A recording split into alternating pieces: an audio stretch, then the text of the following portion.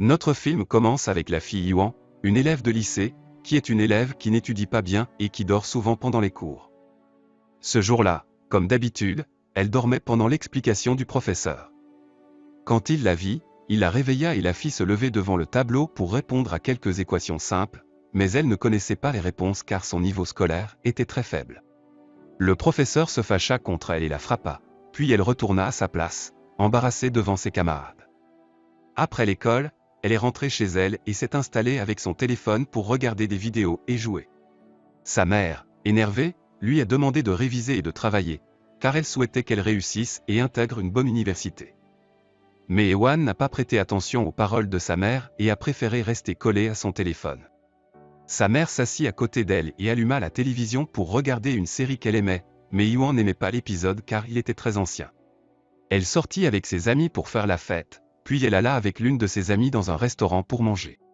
Elle raconta à son amie sa vie qu'elle n'aimait pas et qu'elle souhaitait pouvoir changer.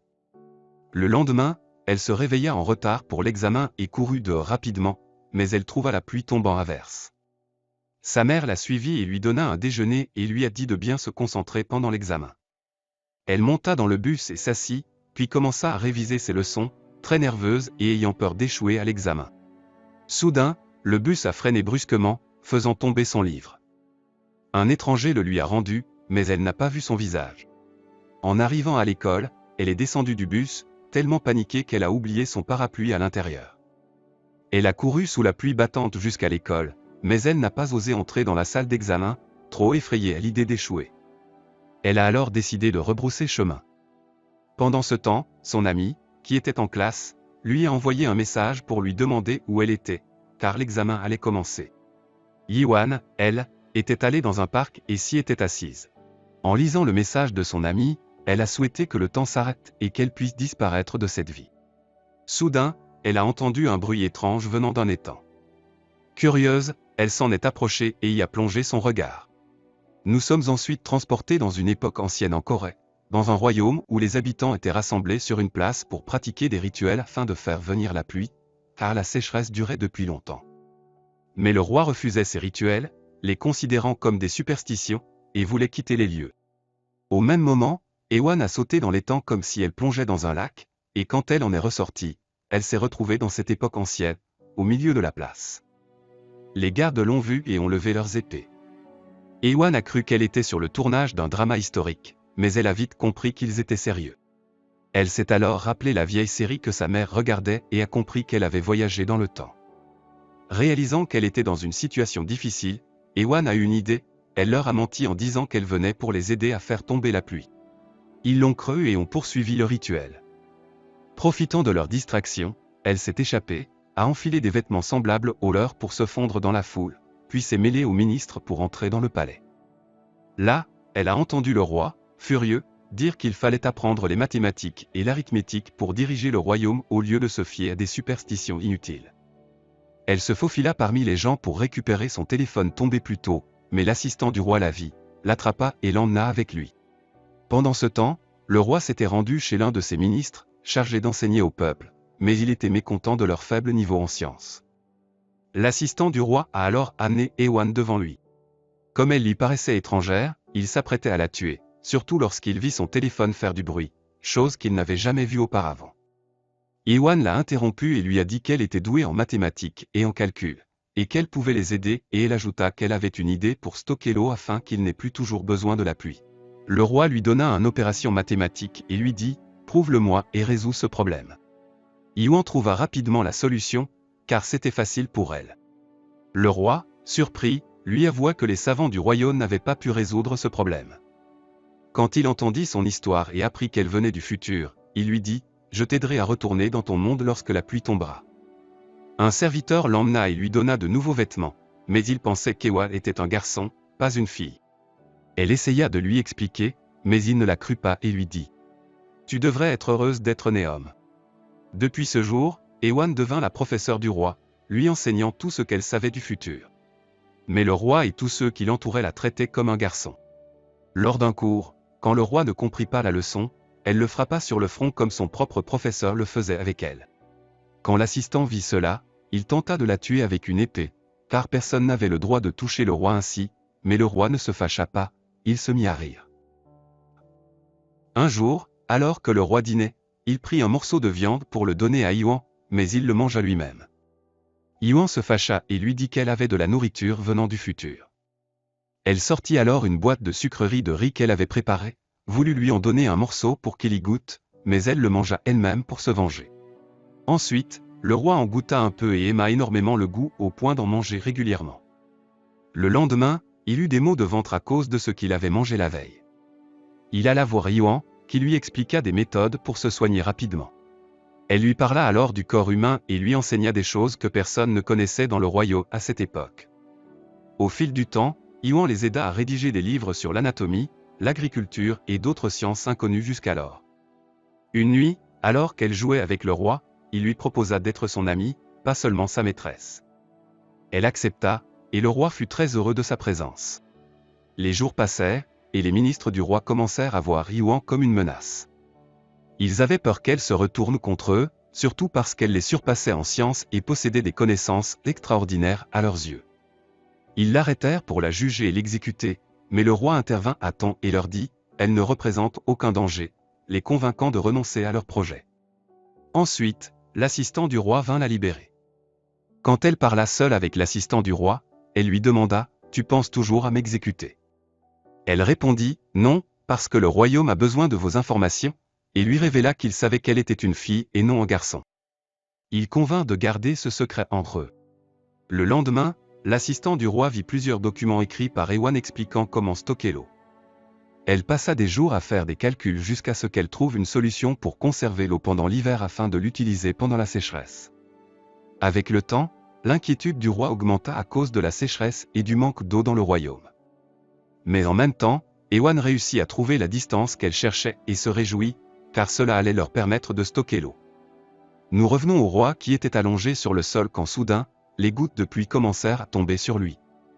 Il se rappela alors qu'il avait dit à Yuan que lorsque la pluie viendrait, elle pourrait retourner dans son monde. Il courut vers elle pour l'empêcher de partir, alors qu'elle s'apprêtait à plonger dans l'étang pour rentrer. Mais en arrivant près d'elle, il vit sur sa table le plan qu'elle avait préparé pour stocker l'eau. Il se précipita vers la maison et la trouva encore là. Il lui dit « Ne pars pas, reste avec nous. » Et il lui avoua aussi qu'il savait depuis un moment qu'elle était une fille, et maintenant, il voulait qu'elle reste. Le lendemain, l'assistant du roi l'emmena avec lui sur son cheval, s'éloignant du palais pour la ramener dans son monde, car un ministre avait ordonné de la tuer. Mais lui ne voulait que l'aider à s'échapper. Au milieu du chemin, ils furent interceptés par les gardes envoyés par le ministre pour tuer Yuan. Il lui dit « Monte sur le cheval et fuis vers la mer, plonge Y et retourne dans ton monde. » Quant à l'assistant, il a continué à combattre les gardes jusqu'à ce qu'il les tue tous. Pendant ce temps, Yuan galopa vers la mer, convaincu que le roi viendrait la retrouver. Au même moment, dans le palais, le ministre entra chez le roi et lui avoua avoir envoyé des gardes pour tuer Yuan. Le roi se mit en colère, il prit son cheval et courut vers elle, il arriva à la mer et la trouva en train de l'attendre et elle n'avait pas disparu. Il la serra dans ses bras et lui avoua ses sentiments. Elle se sentit alors appartenir à ce lieu, submergée par le bonheur et l'amour pour lui, et décida de rester dans le royaume. Mais après cela, elle se souvint de sa mère et de ses amis, alors elle lui dit « Je veux retourner voir ma mère. » Le roi vit la tristesse dans ses yeux et sa réelle nostalgie, alors il continua à la consoler et à la calmer. Le lendemain, Yuan a terminé son projet de stockage d'eau, et quand elle l'a essayé, il a réussi avec elle. Elle et le roi se réjouissaient beaucoup, puis les serviteurs l'emmenèrent, l'habillèrent de vêtements de fille et la maquillèrent. Quand Yuan vit cela, elle eut peur qu'il la fasse esclave du roi, alors elle décida de fuir et de se cacher. Mais le roi la trouva rapidement, et quand il la vit fuir, elle entra dans une maison, mais il la suivit. Yuan commença à pleurer et lui dit « Je suis encore jeune et je ne pourrai pas te donner un héritier pour le trône. » Quand il la vit très effrayée, il lui dit « Je rigole juste avec toi, je ne veux rien de toi. » Mais c'était la reine-mère qui faisait pression sur lui pour qu'il se marie et donne un héritier au royaume. Ensuite, le roi convoqua les ministres et leur dit qu'Yuan les avait aidés à résoudre le problème du stockage de l'eau, et il leur ordonna de ne jamais penser à lui faire du mal, et que quiconque essaierait serait exécuté. Puis il l'emmena voir la reine-mère. Quand Yuan la vit, elle remarqua quel était le portrait craché de sa propre mère, et la nostalgie la submergea. Elle tomba à genoux et commença à pleurer amèrement. La reine-mère descendit vers elle, la prit dans ses bras et la réconforta jusqu'à ce qu'elle se calme. Après cela, Yuan se promenait avec le roi, qu'il emmena dans une maison remplie de livres et de papiers. Il lui dit : « J'ai pensé à répandre le savoir dans tout le royaume, pour que le peuple en bénéficie et apprenne. Car la réussite commence par l'éducation. » Ici, elle a commencé à pleurer et lui a dit : « Je veux aller voir ma mère. » Mais il était heureux d'elle et voulait qu'elle reste avec lui dans le royaume. Dès que le roi sortit, les gardes du ministre arrivèrent et la frappèrent à la tête jusqu'à ce qu'elle perde connaissance, puis ils mirent le feu à la maison. Le ministre arriva ensuite, la poignarda, puis s'enfuit. Heureusement, le roi accourut vers elle et parvint à la sortir des flammes avant qu'elle ne soit brûlée. Le lendemain, lorsqu'il découvrit que le responsable était le ministre, il le convoqua. Le ministre, tremblant, s'agenouilla et le supplia de lui pardonner. Malgré tout, le cœur du roi était bon. Il lui dit : « Je te pardonne, et je ne te tuerai pas, uniquement parce que sa vie a été épargnée. Ton épée, avec laquelle tu l'as frappée, a été arrêtée par le livre qui est tombé sur elle, et Yuan n'a donc subi aucune blessure. » Cependant, le ministre fut destitué et exilé. Plus tard, le roi alla parler avec Yuan. Il lui dit : « Le royaume est devenu dangereux pour toi, tu dois retourner dans ton monde. » Yuan a accepté et est allé dire au revoir à l'aide du roi, et le roi l'a prise sur son cheval jusqu'à la mer, et quand ils sont arrivés, la pluie a commencé à tomber. Il lui a dit : « Je te promets que nous nous reverrons », puis il l'a quittée avec tristesse. Yuan a plongé dans la mer, elle est ressortie de l'endroit par lequel elle était entrée, et quand elle est remontée, elle a découvert que le temps s'était arrêté et que tout était à sa place. Elle courut à l'école, entra et passa son examen, répondant à toutes les questions avec succès. Elle a commencé à penser à ses souvenirs avec le roi. Ensuite, elle est allée voir sa mère et l'a serrée dans ses bras.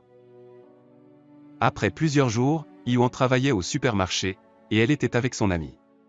Après avoir terminé son travail, elle est sortie, et la pluie a commencé à tomber sur le chemin. En voyant l'eau sur le sol, elle y posa ses pieds, espérant retourner auprès du roi, mais cette fois, cela ne fonctionna pas. À cet instant, Yuan fut profondément triste. Soudain, quelqu'un s'arrêta près d'elle et abrita sa tête sous un parapluie. Lorsqu'elle leva les yeux, elle vit un homme qui ressemblait au roi. C'était la même personne qui était dans le but ce jour-là, celui qui lui avait rendu son livre tombé par terre. Et lorsqu'elle était descendue en oubliant son parapluie, c'était lui qui l'avait gardé. Il l'avait cherché jusqu'à la retrouver.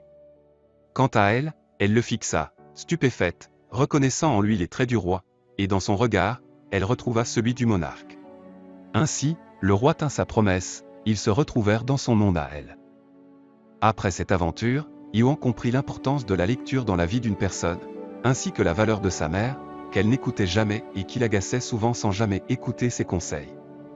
Et ici s'achève notre film. Nous espérons que ce résumé vous a plu. N'oubliez pas de regarder les précédents résumés et de vous abonner pour ne pas manquer les prochains.